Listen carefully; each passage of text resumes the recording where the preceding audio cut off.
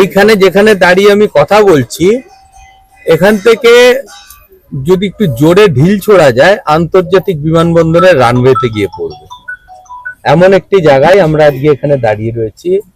এটা তো যে কোনো সরকারের পক্ষে অত্যন্ত লজ্জার ব্যাপার যে এখনো বিদ্যুৎ সংযোগ হয়নি, যে কোনো কারণে হোক, কোনো সুবিধা থাকুক অসুবিধা থাকুক। এই 50 বছর তো এখানে জনপ্রতিনিধিরাও ছিলেন বিভিন্ন রাজনৈতিক দলের, তাদের আমি ধিক্কার জানাই।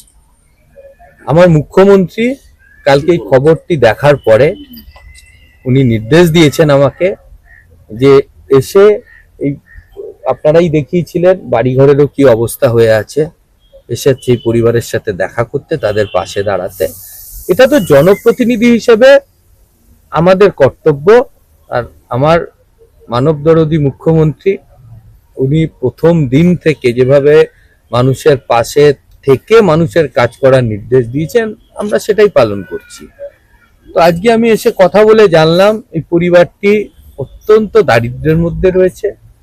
এখানে না প্রধানমন্ত্রীর আবাস যোজনার কোনো সুবিধা পেয়েছে, না এখানে দেখুন শৌচালয়ের কি অবস্থা হয়ে আছে।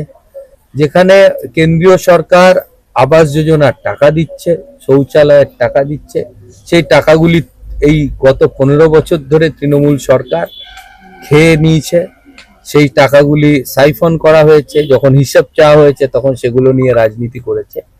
তাই এখন আমাদের সরকার এসে যাওয়ার পরে এই প্রকল্পগুলি আবার শুরু হবে।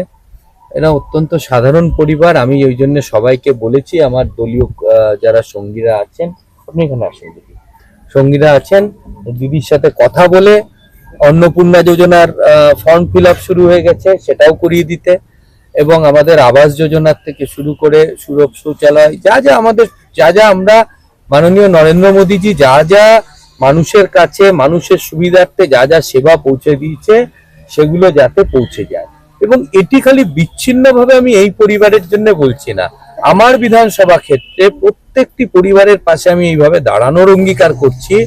এবং যদি আমি কোনো কারণে কোথাও পৌঁছতে না পারি, তাহলে আমি তাদের অনুরোধ করছি আপনাদের মাধ্যমে যে আমার সাথে সোজাসুজি যেন যোগাযোগ করে।